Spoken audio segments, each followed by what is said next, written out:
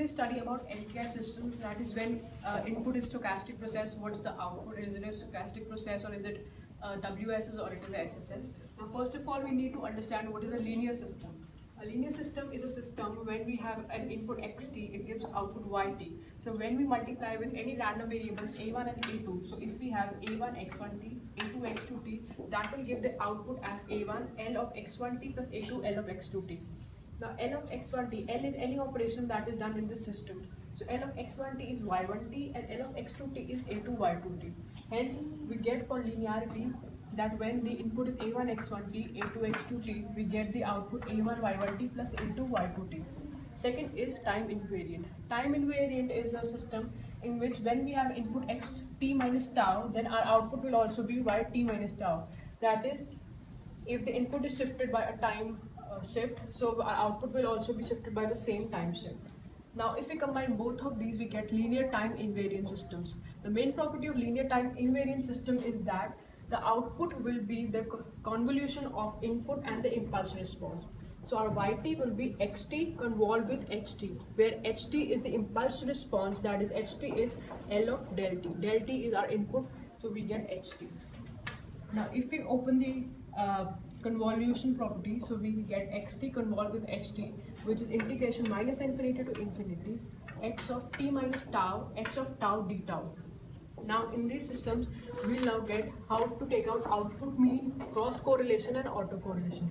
First of all, we'll take out output mean. So if we have input xt and output yt, our output mean would be mu yt.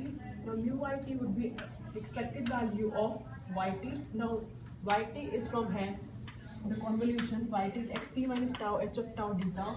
We'll put this here, so we'll get expected value of yt would be expected value of, we have minus infinity to infinity, expected value of x t minus tau, h of tau d tau. That expected value of xt minus tau, we'll put it here. So expected value of xt minus tau would be mu of x t minus tau, from here h of tau d tau. So as we can see, this is convolution. So it will be mu x t convolved with h of t. Hence our output mean is input mean convolved with impulse response. Now second we'll do cross correlation. Cross correlation is the Rxy T1 T2. So Rxy T1 T2 is expected value of x T1 with y conjugate T2.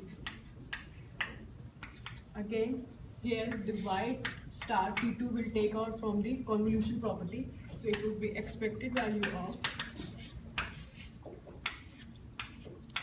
x T1 with x star t minus tau. So here we'll do, as it is T2, we'll do T2 and we can take any random, so we take alpha, h star of alpha d alpha.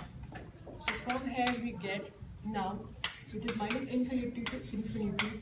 As we see this expected value of xt1 x star t2 minus alpha, we get this is the autocorrelation of the input function. So this is rxx t1 t2 minus alpha. So it is the autocorrelation of x input process with t1 and t2 minus alpha, and we get h star alpha d alpha. Now this again, you can see this is a convolution, but it is done on the parameter t2. So hence our output cross correlation between input and output is input autocorrelation convolved with h star t2. This is another result. Now third we'll take out output autocorrelation. Output autocorrelation is RYY T1 T2. So this is expected value of Y T1 Y star T2. Again in this Y T1 we put the convolution statement here. So we'll get expected value of V2 here minus infinity to infinity x of, we take any variable. So here we have taken beta, so xt1 minus beta, h of beta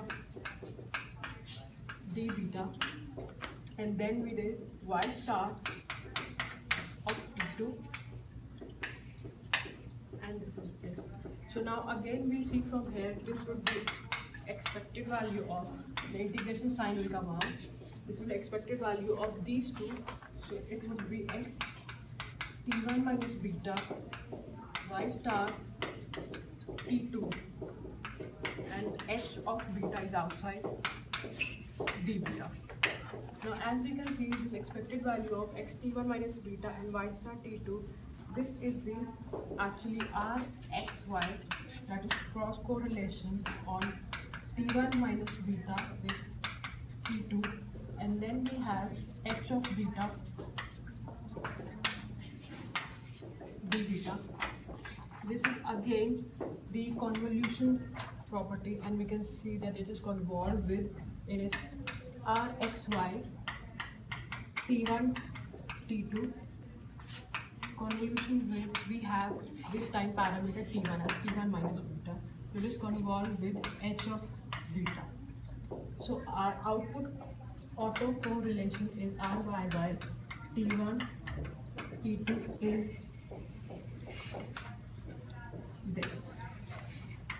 So now we get that if we have our input mu x of t and it goes in the system with impulse response h of t, we get mu y of t, as a mu y of t was a convolution between the input mean and the impulse response. Now second, if we have input autocorrelation, this goes in the system with h star t as t2 as impulse response, we get output cross correlation.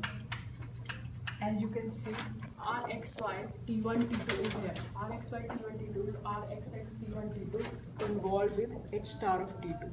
From this we get this, that we have an rxx t1 t2 as input goes in h star t2 as impulse response, we get rxy t1 t2, and this again rxy t1 t2 and goes with impulse response h of t1, we get the output as our output autocorrelation with t1 t2. So mainly we have found out three results, that the output mean is the convolution of input mean with the impulse response. Second is the output cross correlation is the convolution of input autocorrelation with h star t2. And third result is the output autocorrelation is the convolution of cross correlation and the impulse response ht1. Thank you.